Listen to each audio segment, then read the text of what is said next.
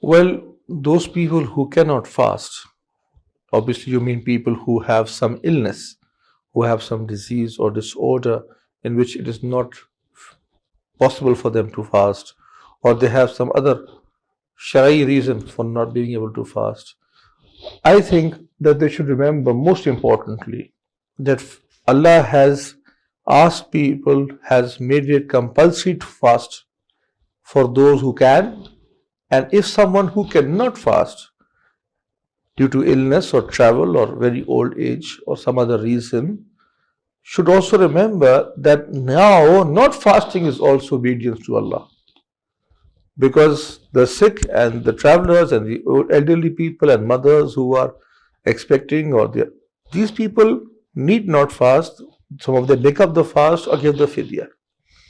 So one, they should give up the fidya. Two, what they should remember is, instead of sitting down and feeling guilty all the time and depressed, fasting is just one part of Ramadan. The Quran is there, zikr is there. Every good deed, the reward multiplies by millionfold.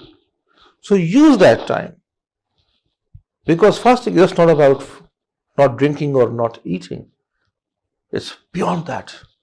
The Prophet ﷺ said that he who fasts but does not give up lying and falsehood, Allah has no need for his fast, for him being hungry or being thirsty. So you see, it's beyond that. It's about taming your nafs.